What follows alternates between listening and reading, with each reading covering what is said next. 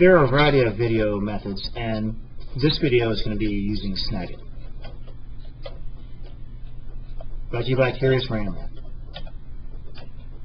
So first, let's go ahead and open Snag-It, and I'm going to throw myself into the screen here. So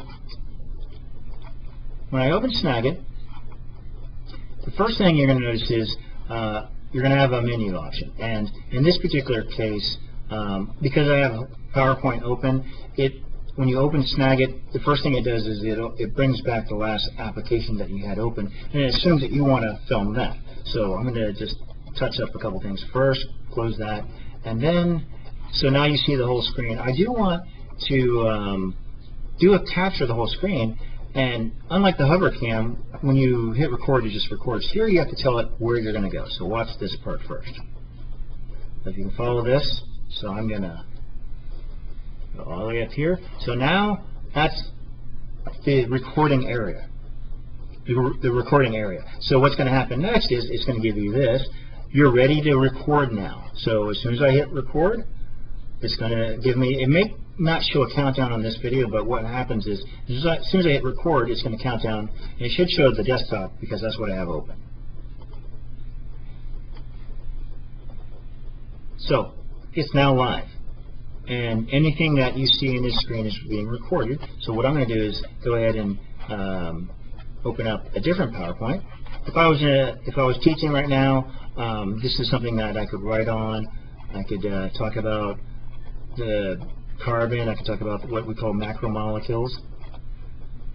And I'm going to go and right-click and use a pointer. Maybe I want to highlight some things. So everything that I'm doing right now is being recorded. So that's one of the unique things about Snag-It. So I'm going to go and stop this video and say, what do you do next? So we've captured the video.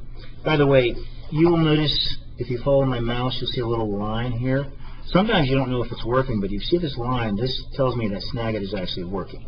So I'm gonna do this. I'm gonna go ahead and close just the PowerPoint so we can see what's going on here. I'm gonna close this, and I know that everything's being recorded right now. So the option is to come down here, and if you can see the mouse down here, I can click pause to pause the video, which is a good feature because then I can actually hit record and have breaks in between. But I'm just going to go ahead and hit the Shift F10 button. Watch what happens when that occurs.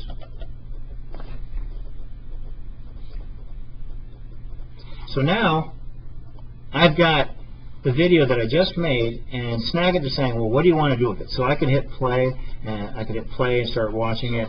It's now live. All right, so I'm going to not do that. What you want to do is take this video that you've just made and now save it. Because the next step is to upload it to YouTube, and then you can put it on Blackboard and your students can access this video. So all you got to do is hit File, Save As. Now one thing to remember is when you do these videos, unless you name it, it's going to create a naming convention for you right here. So I'm just going to go and just call this Snag-It video. And then all I have to do is hit Save. And there we go. Now remember, you can have your naming conventions. You can have your places where you're gonna store it. So I'm actually gonna cancel that right now. But that file is where I would actually go to load to Blackboard. So that's pretty much it. And that's how you do a Snag-It video.